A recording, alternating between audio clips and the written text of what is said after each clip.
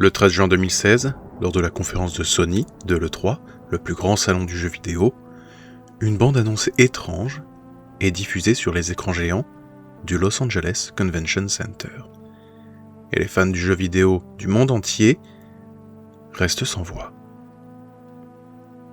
En 2012, Capcom, firme japonaise du jeu vidéo, à qui nous devons entre autres Mega Man, Street Fighter, Devil May Cry ou encore Monster Hunter, présentait au monde le 6e opus officiel de leur franchise, pilier du survival horror, Resident Evil. Ce 6e opus, bien que n'étant pas un échec commercial, n'atteignit pas les objectifs financiers de Capcom. Le jeu fut également accueilli par de nombreuses critiques. Pour beaucoup, le jeu était trop tourné vers l'action et oubliait l'aspect horrifique de la franchise, ce qui avait déjà été reproché au précédent opus. Resident Evil 6 a poussé Capcom à se dire que, désormais, Resident Evil n'était plus une franchise sur laquelle compter pour faire une grosse sortie. Bien que 2 spin-offs sortiront discrètement en 2015 et 2016, il faudra attendre jusqu'au 13 juin 2016 pour que ce monument du jeu vidéo revienne sous un jour nouveau. Une bande-annonce qui nous sortait des sentiers battus par les précédents Resident Evil, on était soudainement à hauteur humaine. On était plongé dans une horreur plus directe. Plus de vision à la 3e personne, non. On était dans la tête du personnage. Dans une vieille bâtisse étrange, en ruine et répugnante. Resident Evil 7 Biohazard, qui tire son nom du nom japonais d'origine, le premier jeu sorti en 1996. Resident Evil 7 donc, qui est un virage total pour la franchise et une réinvention pour un titre qui avait lentement perdu son identité. En passant à la première personne, on se rapprochait finalement de la vision d'origine du premier jeu, qui n'avait pas pu être réalisé pour cause de contraintes techniques. Cette bande-annonce nous présentait un renouveau, tout en étant un retour aux sources, un retour à l'horreur. Pour souligner ce sentiment désagréable, effrayant, une chanson a été créée à partir d'une vieille comptine. Go Tell Aunt Rhody.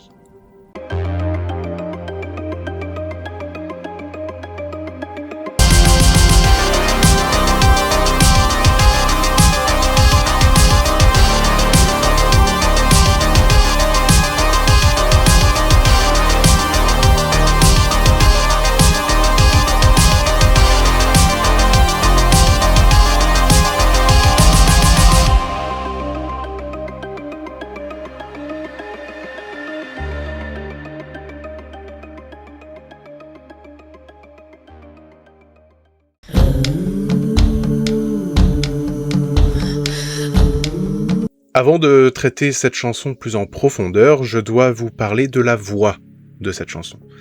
C'est une artiste avec une personnalité, des sonorités vraiment uniques, avec un mélange entre la musique celtique, le rock, l'électro, la folk, bref, plein de choses. Pour beaucoup de journalistes, Jordan Rain est la créatrice de son propre style musical.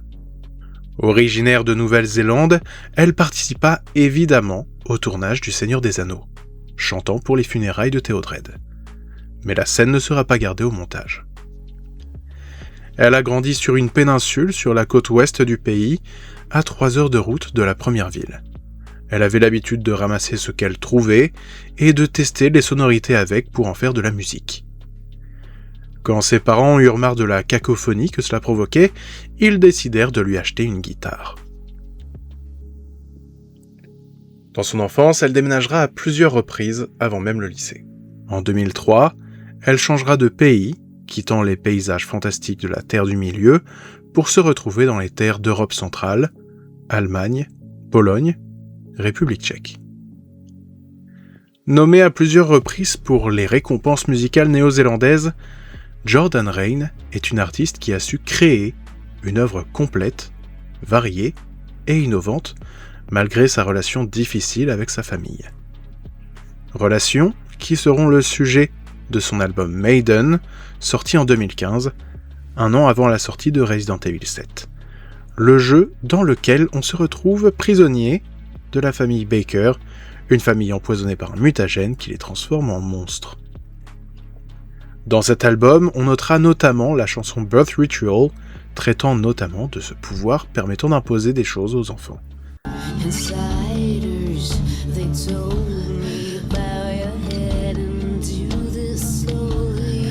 Une chanson à l'ambiance étrange, perturbante, une introduction parfaite à son style pour Michael L. Levine, producteur de la chanson qui avait déjà travaillé sur la reprise de Everybody Wants to Rule the World de Lorde.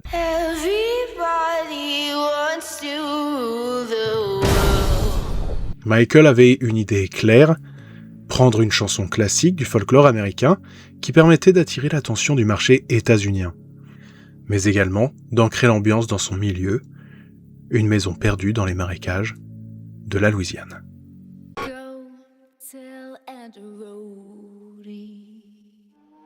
Go Tell Aunt Rhody est une chanson folklorique américaine qui traite du deuil. C'est une façon assez légère de traiter ce sujet avec les enfants. Cette chanson est arrivée aux États-Unis au XIXe siècle. Elle avait transité par l'Angleterre, l'Allemagne, le Japon, mais elle trouve ses sources en France. Le 18 octobre 1752, au château de Fontainebleau, dans le devin du village composé par Jean-Jacques Rousseau. Dans l'acte 1, scène 8, cette gavotte nous présente l'inspiration pour la chanson qui nous intéresse.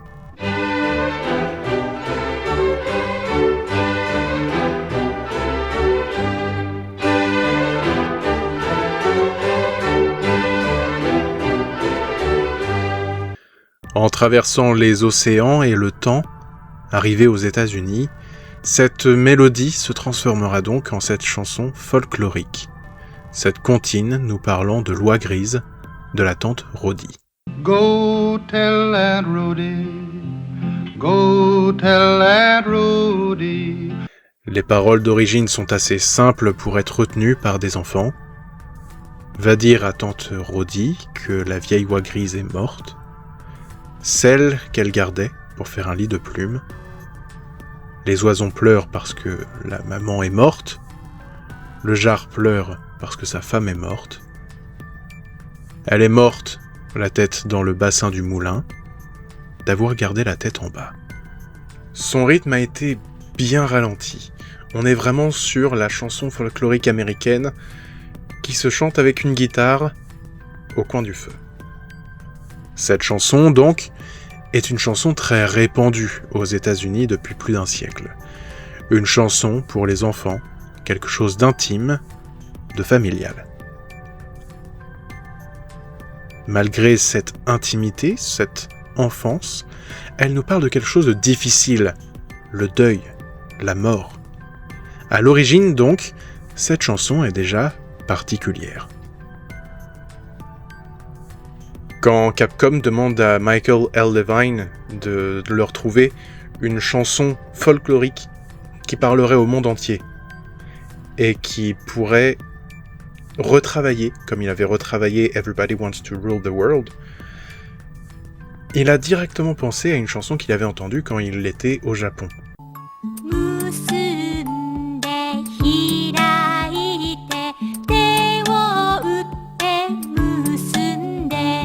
Musunde Hiraite, qui est la version du devin du village qui était passée par l'Angleterre, puis par le Japon.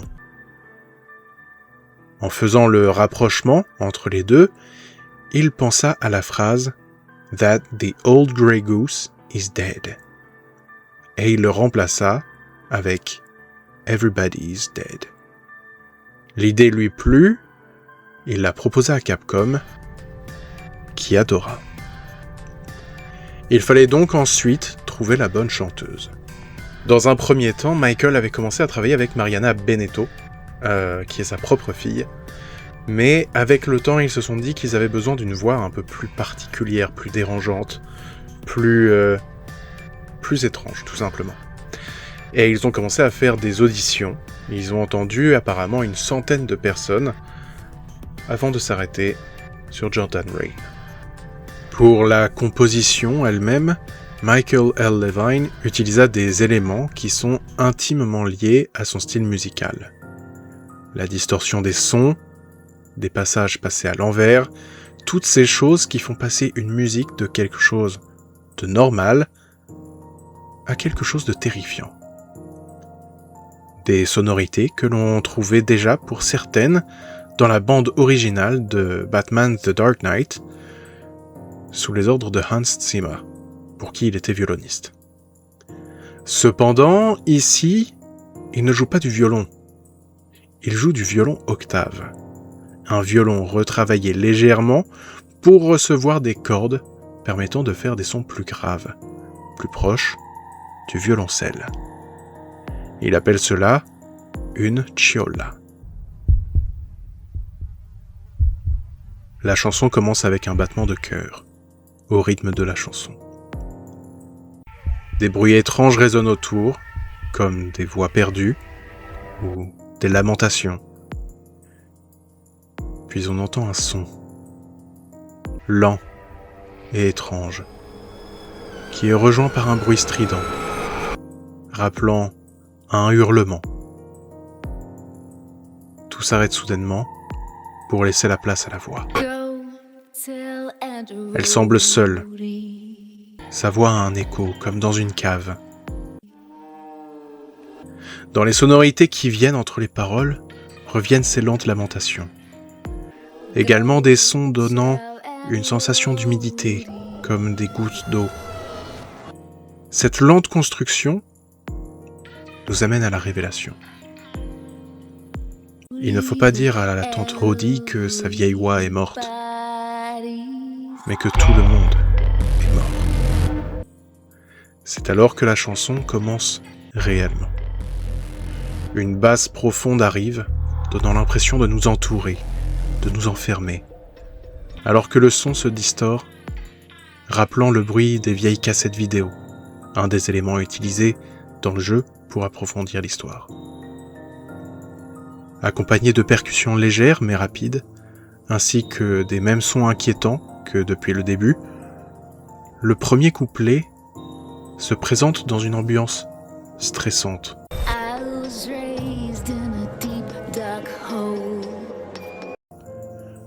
On s'y sent sous pression, alors que le personnage nous parle de sa vie.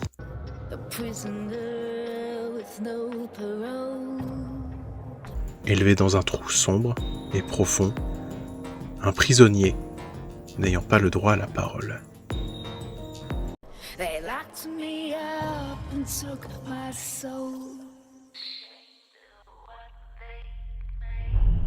Un détail intéressant apparaît pour la strophe suivante. Une autre voix semble venir comme chuchoter directement à notre oreille les paroles. Elle nous dit avoir été enfermée alors qu'on lui volait son âme. Puis, comme si cette dernière strophe était prononcée non pas dans la chanson, mais directement dans notre tête. Elle nous dit qu'ils ont fait cela en étant honteux de ce qu'ils avaient créé. On a alors quelque chose qui apparaît. La personne qui nous parle n'est autre que Evelyn, l'antagoniste du jeu. Une arme biologique créée par Umbrella Corporation, qui est l'entreprise qui a créé le virus à l'origine de tous les jeux Resident Evil.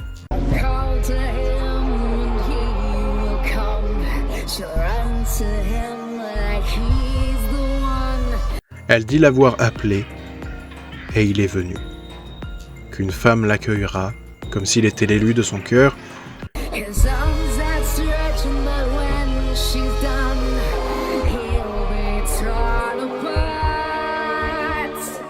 Il lui ouvrira ses bras, mais quand elle en aura fini, il sera en morceaux. La première strophe de ce couplet fait référence au message d'introduction du jeu. Mia, la compagne disparue depuis des années de notre personnage, lui a envoyé un message, lui demandant de venir la chercher en donnant les données de la maison des Bakers. Sauf que, ce qu'on apprendra plus tard, dans le jeu, c'est que Mia, à ce moment-là, n'était pas maîtresse de son corps ou de ses pensées. Evelyn la manipulait. Alors, quand on arrive chez les Bakers, et qu'on retrouve Mia, notre femme, elle s'en prend à nous, et elle nous tranche la main. Il finit donc littéralement en morceaux. Ce deuxième couplet est plus continu, il est plus intense. Les instruments sont pensés pour faire monter la pression, nous faire comprendre que quelque chose de dangereux est en train d'arriver.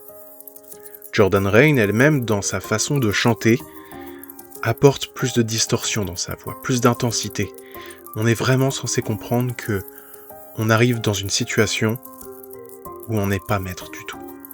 Puis, le refrain arrive dans sa dernière forme.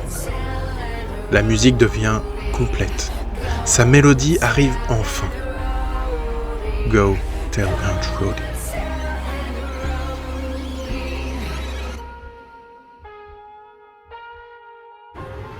Ces quelques notes de piano perdues comme ça sont arrivées en fait par accident. En fait, lors de la production de la musique, quelqu'un chez Capcom a proposé à Michael Levine de rajouter du piano à ce moment-là. Sauf que Michael Levine s'est dit qu'il voulait juste du piano. Donc il a pris un piano désaccordé, vu que ça correspond à la sonorité de la chanson, et il a ajouté ces quelques notes jouées de manière suspendue, un peu dans l'instant. Un peu comme une sorte de beauté perdue sous une couche de crasse et d'étrange. Et quand il a envoyé cette proposition aux gars de Capcom, ils ont dit que c'était génial. Ils ont adoré le rendu. Donc ils ont gardé ça, alors même que ce n'était pas du tout leur idée de base. Mais encore une fois, ça correspond parfaitement à l'esprit de ce jeu. Parce que sous la crasse, sous l'étrange, sous le danger, il y a une famille normale. Il y a les Bakers qui n'y sont pour rien. Il y a Mia qui est pour rien. Il y a la beauté qui se cache sous la crasse et sous le danger. Les chœurs sur cette fin de chanson sont des chœurs enfantins. Évidemment parce que c'est effrayant, mais également parce que Evelyn se présente sous des traits d'enfant.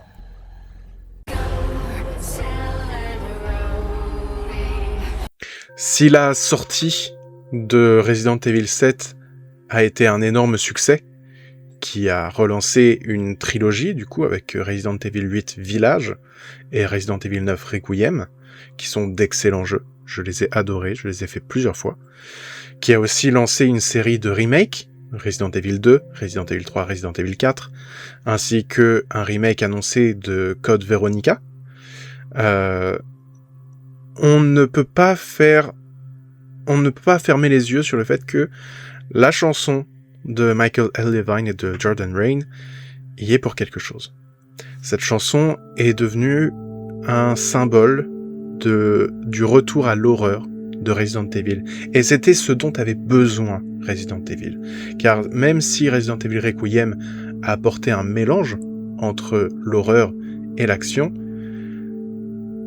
ce qui a le plus marqué les gens dans Resident Evil Requiem, c'est les moments horreur.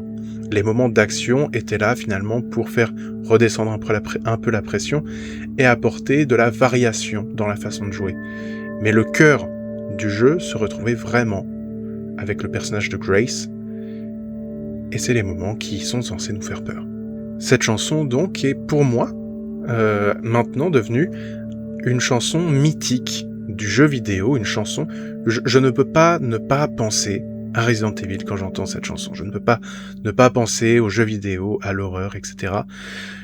Je tiens aussi à rajouter pendant ce temps-là que quand je pense aux jeux vidéo, je pense forcément au format physique. Hein, vous n'êtes peut-être pas au courant, mais Sony a décidé de mettre fin au format physique pour ses consoles. Et je veux préciser une chose, c'est que si le format dématérialisé peut être pratique pour certaines choses, on peut l'acheter directement comme ça depuis son canapé, depuis son ordinateur, etc. Certes, c'est très pratique pour cela, mais il ne faut pas oublier une chose, c'est que vous ne possédez pas ce que vous achetez en dématérialisé. Si un éditeur décide de ne plus rendre son jeu jouable, il ne sera plus jouable. Et l'argent que vous avez mis dedans, au-delà du fait que les prix baissent beaucoup moins vite qu'on ne le pense en dématérialisé, hein, par exemple si vous souhaitez acheter Resident Evil Requiem en format physique, vous allez rapidement le trouver aux alentours de 40€. Sachez que sur le PlayStation Store, il est encore à 80€. Voilà, donc il y a juste la moitié du prix en moins si vous l'achetez en dématérialisé, ce qui est aussi le problème que Sony veut effacer. Ils veulent être maîtres des prix et donc maîtres de l'argent qu'ils se font. Bref, moi j'ai encore mes Jak et Daxter, je peux y rejouer quand je veux car je les ai en physique sur PlayStation 2 et on ne pourra jamais m'empêcher d'y jouer à mes jeux préférés. Bref, parenthèse fermée, la construction musicale de ce morceau est fantastique. Je l'adore, je la trouve captivante. J'ai vraiment adoré étudier cette chanson. J'avais déjà fait une vidéo sur cette chanson il y a quelques années. Si vous êtes des anciens de cette chaîne, vous êtes peut-être au courant. Vous vous êtes peut-être dit, mais il en avait pas déjà parlé? Oui, j'en avais parlé. Mais le problème, c'est que je n'avais pas encore l'habitude de faire des recherches comme j'en fais maintenant. Je n'avais pas l'habitude de travailler la réalisation comme je le fais maintenant. Et donc, ça a en quelque sorte abouti à une vidéo que je déteste sur un de mes jeux préférés. Donc c'est un peu dommage. Un de mes jeux préférés, une chanson que j'adore, et j'en ai fait une vidéo qui n'était pas au niveau. Donc ça m'a rendu assez triste. Au bout d'un moment, j'ai longtemps pensé à supprimer la vidéo, et je pense que je vais la mettre en invisible. Je pense pas la supprimer, mais si on n'a pas le lien, on ne pourra pas la voir. Parce que cette vidéo, je pense, j'espère, sera bien meilleure. J'espère qu'elle vous aura plu. N'hésitez pas à me dire ce que vous en pensez dans les commentaires. N'hésitez pas à me dire ce que vous pensez du format physique, du format dématérialisé. N'hésitez pas à me dire ce que vous avez pensé de tout ce que j'ai dit au final. Est-ce que vous aimez les jeux Resident Evil? Ça, c'est une vraie bonne question, parce que je sais qu'il y a une petite distance qui s'est créée avec justement le passage à la première personne, alors même que c'était la volonté d'origine du créateur des jeux Resident Evil. Il voulait les faire en première personne, comme je vous le disais précédemment dans la vidéo, mais il n'a pas réussi. Techniquement, ils n'avaient pas les moyens de le faire. Et je voulais aussi vous dire deux choses. Donc, j'ai créé un Discord pour la chaîne. Le lien est dans la description. C'est pas très, il est pas très actif. Voilà, on n'est pas beaucoup. Je crois que j'en ai déjà parlé, mais c'est pas grave. On peut se retrouver là, en discuter. J'ai toujours aussi mon format des interviews que j'aime beaucoup et que j'aimerais bien poursuivre. Il suffit juste de m'envoyer un mail à l'adresse juste là. Et je voulais aussi vous dire quelque chose. Si vous me suiviez à la base pour mes histoires au coin du feu, sachez que j'ai ouvert un compte Wattpad sur lequel je partage mes nouvelles. Je partage des nouvelles en cours d'écriture. Il y a actuellement 3 nouvelles. Il y en aura peut-être une de plus entre-temps, je sais pas, je vais voir. Mais en tout cas, il y a une de ces nouvelles qui est en fait à la base d'une histoire que j'avais prévue pour cette chaîne YouTube. Et au fur et à mesure que je travaillais dessus, je me suis dit, j'ai envie d'en faire plus. J'ai envie de tenter de créer quelque chose de plus grand autour de cette histoire. Et donc je travaille donc dernièrement sur cette histoire. J'essaye d'en faire quelque chose de plus complet, de plus profond, essayer d'aborder des thématiques plus variées. C'est une histoire que j'aime beaucoup. Les retours dessus ont été pour l'instant plutôt positifs, sauf pour quelques fautes d'orthographe. Là-dessus, je vais être honnête, j'ai une dysorthographie. Donc il me faut beaucoup de temps pour déjà juste pour rester concentré, mais pour voilà, réussir à sortir un texte qui n'a pas de faute. Donc je le fais corriger à plusieurs reprises parce qu'il y a beaucoup de fautes, même si je fais de mon mieux, hein. Je ne suis qu'un être humain, je ne suis qu'un pauvre R qui se perd dans son esprit et qui a tendance à faire du coup énormément de fautes. De toute façon, si vous me suivez sur les réseaux sociaux, vous savez que je fais énormément de fautes. Il y a aussi des fautes parce que j'ai des gros doigts. Quand je tape sur une lettre avec mon téléphone tactile, ça tendance à faire une autre lettre. Enfin bref, je me suis un petit peu perdu, mais vous avez compris ce que je voulais dire. Donc voilà, n'hésitez pas à aller sur mon Wattpad. Je vais mettre le lien, il sera aussi en description, il sera peut-être là, on va voir. Et voilà, n'hésitez pas à partager la vidéo s'il vous plaît, je vous en supplie.